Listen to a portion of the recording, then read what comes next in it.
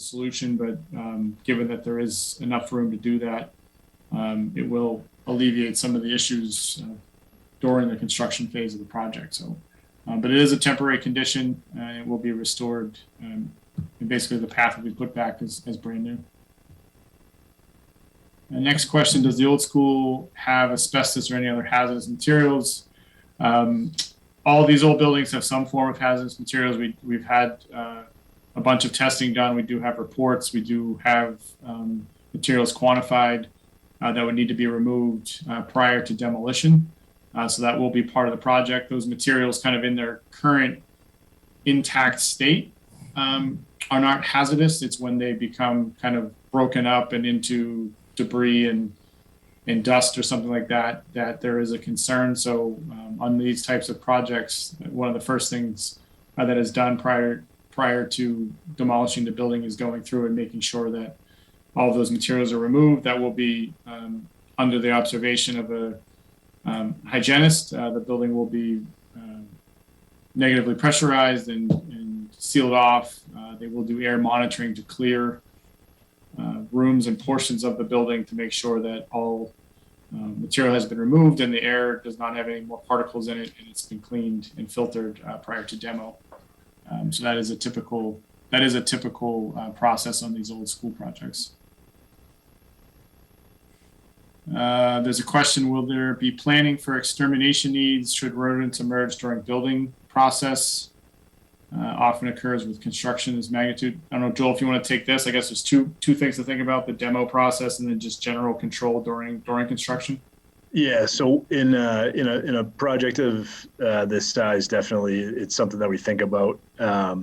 Typically, you run into that issue a lot more when you're dealing with a large amount of tree clearing, and this is fairly limited. Most of the construction is taking place on areas that are developed with parking and so forth. There is some tree clearing, but it's even though it's a big building, the likelihood of dealing with rodents during construction isn't all that high. However, we will have an exterminator on board that'll be ready to go should we need them for any reason.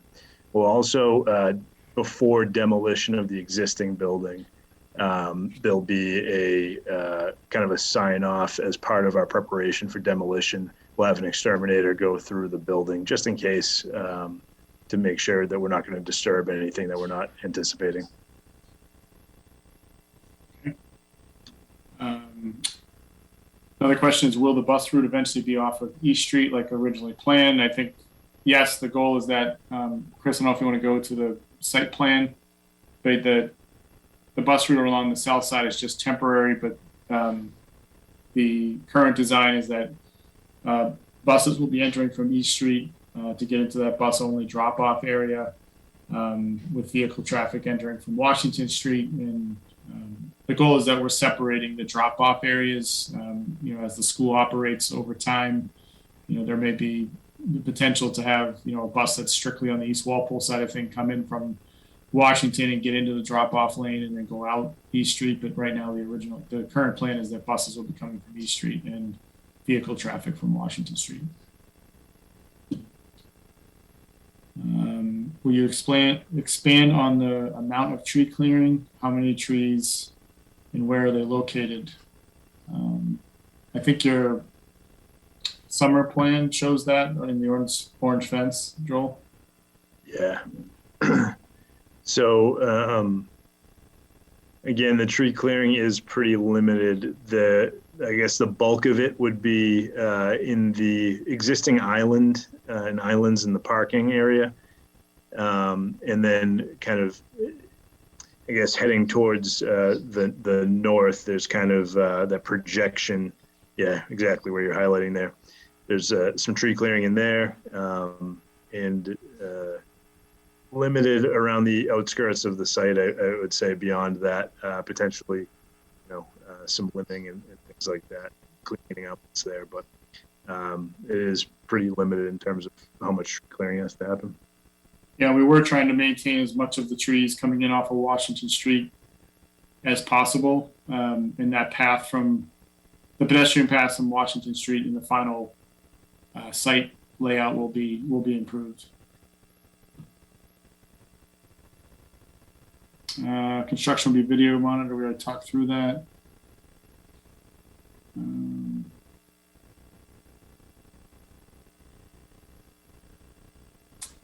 Couple more plans to mitigate the disruption to the flow of traffic during construction. What plans are there to mitigate increased traffic congestion once middle schools are merged and the student count is greatly increased? High Plain in particular is already parking lot during drop off and pickup times. Chris, I'll take a shot and you can chime in. I think the traffic flow during construction, other than a relatively limited amount of days when there's major activities happening on site, like a concrete pour or steel deliveries, most of the activity from a vehicle perspective, anyone that will be on site inside the construction fence will be there before school operations and typically after school operations for the day. And then Fontaine has also made arrangements that all contractor parking will be off-site. They've made arrangements with the Big Y and some other parking lots in the area, and will shuttle the workers in shuttles. So those will be before and after school, so there won't be a big flow of construction worker vehicles. From a delivery standpoint, same thing. Other than a handful of days where there'll be a lot of trucks coming for a particular install, deliveries will be somewhat sporadic during the day when pickup and drop off are not happening. So kind of in the middle of the day when there's not as much traffic around the area. So in our experience, we won't see a major impact to the existing traffic conditions because construction will be coordinated around those most congested times. For the most part, there will be days where that is an exception, and the goal is to try to get out ahead of that as much as possible. We'll coordinate with the town police department if needed, and then also have plans in place to get some of those vehicles off the road, potentially, off hours, so they're not in the middle of traffic during those congested times. Joel, I don't know if you want to add anything to that. Just that we do typically do a good job of making sure we're avoiding any kind of congestion. It creates inefficiencies for construction too, and people don't want to be stuck in the drop-off and pick-up traffic. So we do work around pretty effectively any kind of school traffic.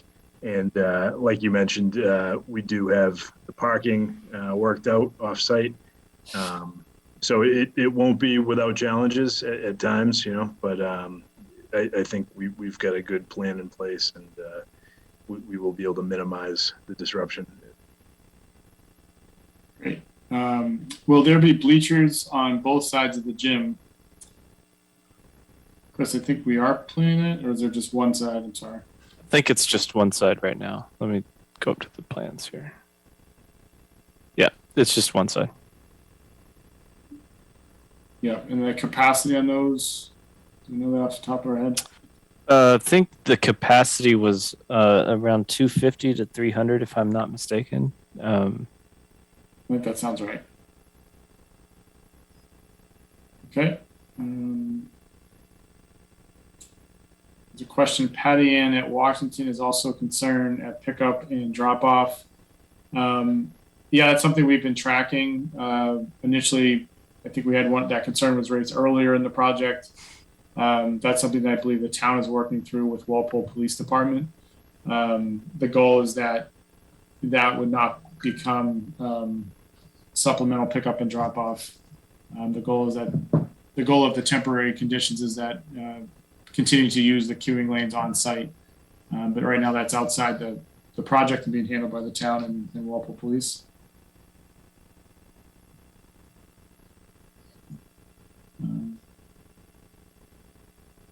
It's a question. Did you consider speed bumps on East Street to slow the speeds of cars? Chris, I don't know if that's something that came up in the traffic study. Speed bumps specifically did not come up in the traffic study, but when they did their studies around, I think they studied all the major intersections and streets around this area, and they did not determine that there was a need for traffic slowing or calming measures. In the same vein as they did not determine that there was a need for traffic signals of any kind. And so yeah, I don't know if we specifically talked about the type of intervention because it wasn't discussed that there was a need for an intervention.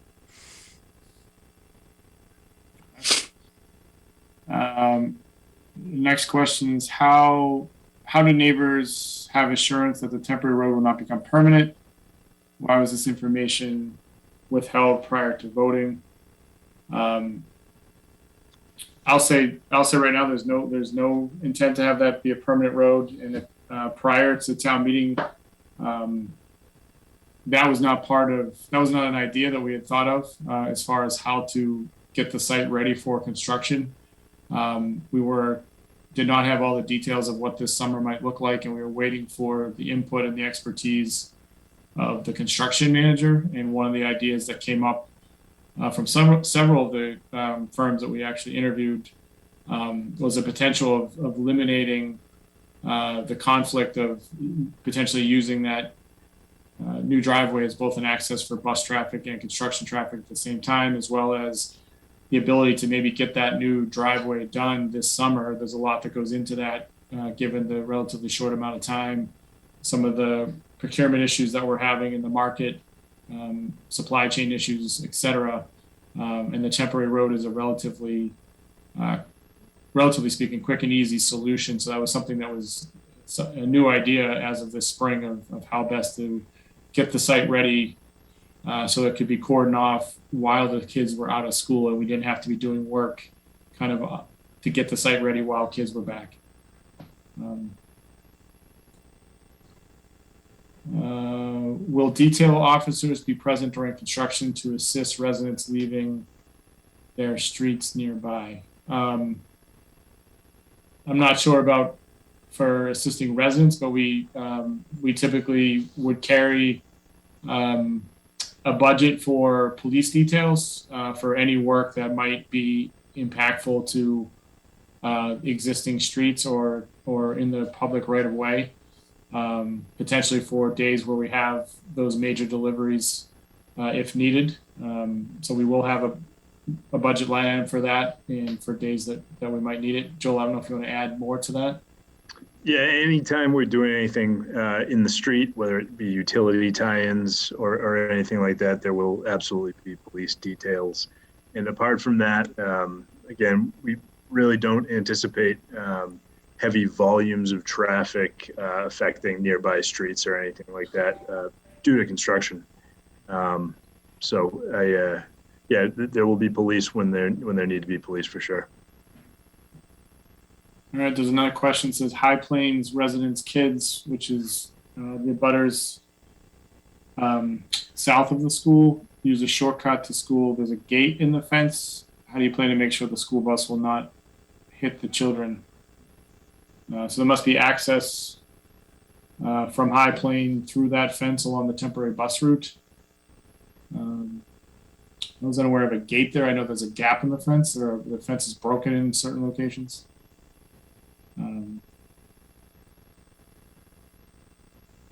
So I think, Joel, that's something we would need to look into in rerouting those children to where those sidewalks are shown, maybe at the teacher's parking lot, to get them into a sidewalk and onto a crosswalk there.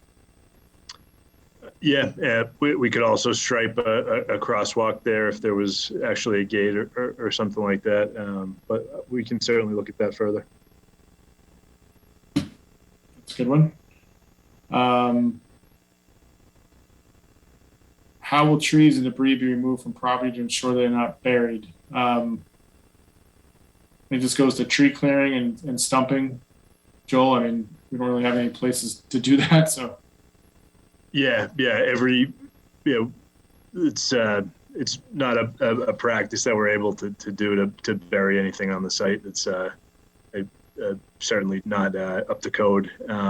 Any trees that get cut down will be taken off site, and all the debris from the property, stumps and all, will go to the same facility that the trees go to. Yeah, it's also in the construction contract. They're not allowed to bury or burn any type of debris.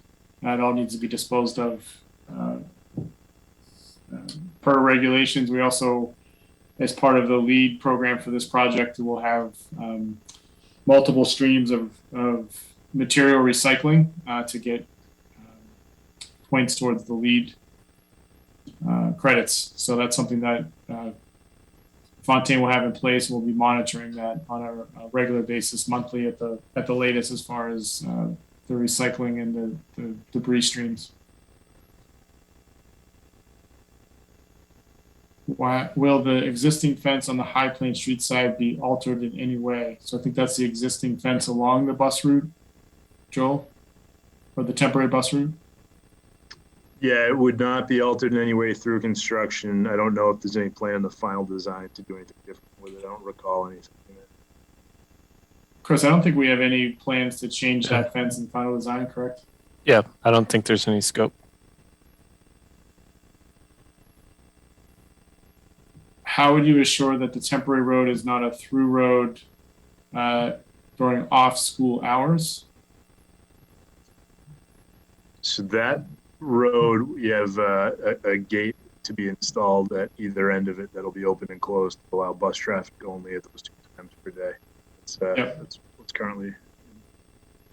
Yeah, currently on the Bird site, there are two pole gates. One at that location now by the dumpsters, and there's one on the north side of the building closer to the scoreboard. I think we're planning on either relocating those or leaving one where it is and relocating the other one to the other end to shut that road off during non-school hours.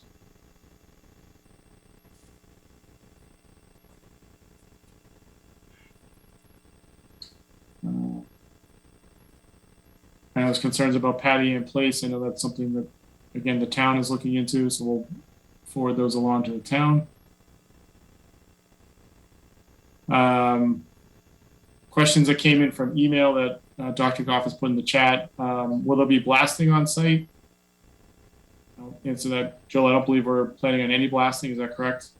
Yeah, so right now it does not, based on what we know about what we're going to find underground through the geotechnical investigations that have taken place. We don't anticipate that there will be blasting. The event that there was blasting, and again, we don't anticipate any, there are strict protocols about inspecting properties within a certain radius of the site. Yep. We would certainly do that if for some reason we ran into something that we had to do blasting for. But again, we do not anticipate having to do any blasting here. Right. Another one is just capacity in gyms are limited. It'd be great to have more bleachers in the gym. For more kids during assemblies and potentially rent it out for other sporting events. So Chris, I don't know. I think that's come up, and it's just a matter of square footage on the building and being able to fit the building in, given some of the lot lines. Yeah. Yep. We've taken a look at making that bigger and having more bleacher space, and you also end up with a cap on available square footage, like you said, for athletic space. And I think we're either at it or too close to it to provide any more meaningful additional seating because we have that third gym space in the project. That's right.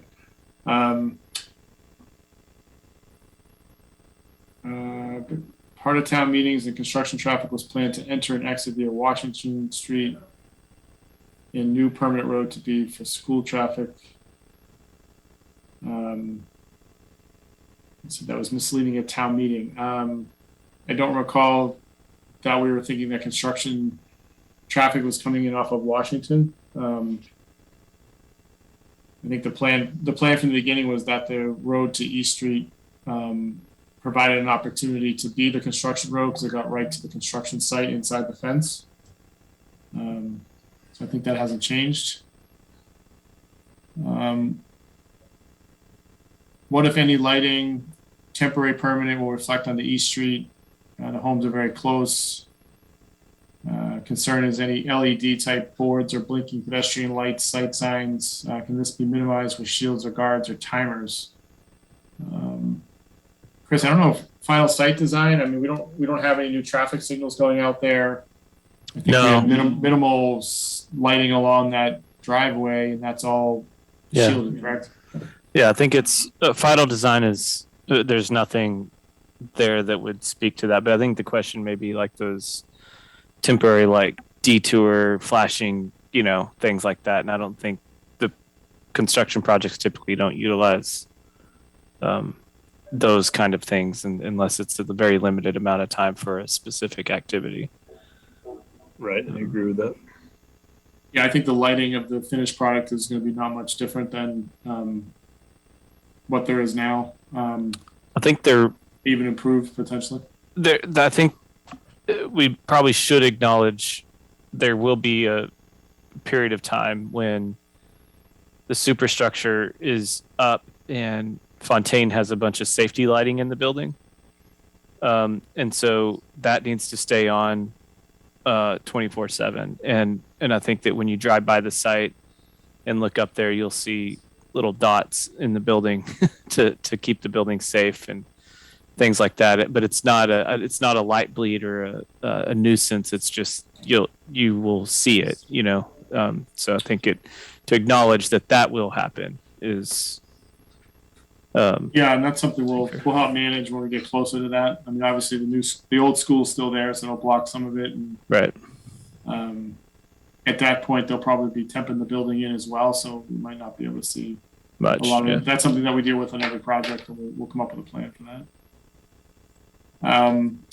Will debris, exhaust particles, etc., be a concern for the homes close to the road? Can the streets be cleaned more often? Temporary barrier set up.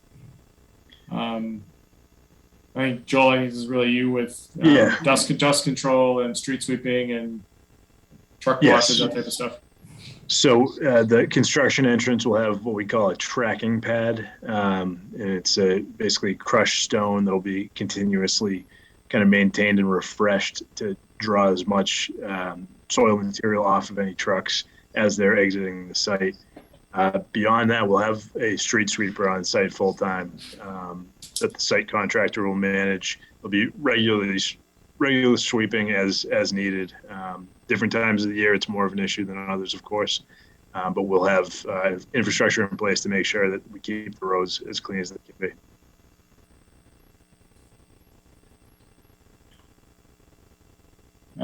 Question about the bat colony that lives in the BMS chimney.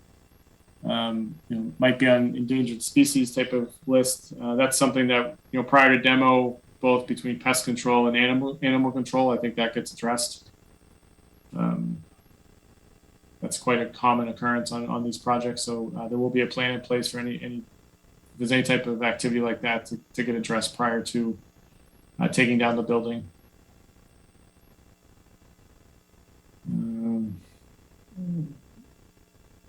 Will abutters be notified if there's going to be disruption of service?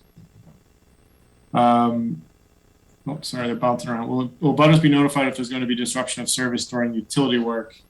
Something that we would like to do is if we get a running list of folks' emails through the project's email address, we can definitely get an update out to abutters on a regular basis with what to expect over the coming week or 3 weeks. I wouldn't anticipate any real utility issues with abutters. Joel, I don't know if you would think differently, but typically they're pretty minimal, if any, to abutters. It's usually the school and the existing building that we're coordinating around. Agreed. And it's mostly utility work that has to take place is tap-ins to existing infrastructure. So there may be limited disruptions over the course of the duration of the project, but we would, it is always something we try and make an effort to do to get notification out ahead of time if anybody's going to be affected by anything like that. Any construction on the weekends, I would say at some point there will probably be something that happens on a Saturday, whether that's to maintain schedule or maybe make up for a weather day or something of that nature. it would be in accordance with the town bylaws. They do allow work to happen on Saturdays. I think it might be an 8 o'clock start versus a 7 o'clock start. Again, if folks responding to the project email address, would like to get on the distribution list, that's something that we could provide updates as we get that information. We do that on a lot of projects. We'll send out a weekly update saying, hey, we expect to see this, this work on Saturday for whatever reason. And then Sunday work, I think, is allowed, but that'll be in accordance with all town bylaws with proper notification. I think it goes through the police department. But I would anticipate Sunday at this time, but I would anticipate a handful of Saturdays here and there. Agreed. That looks like it in the chat. Questions in the question list. I think we talked through those two and the exterminator. So we talked through all three of those. Any other questions out there in the chat? Those are some great questions and a couple things to follow up on.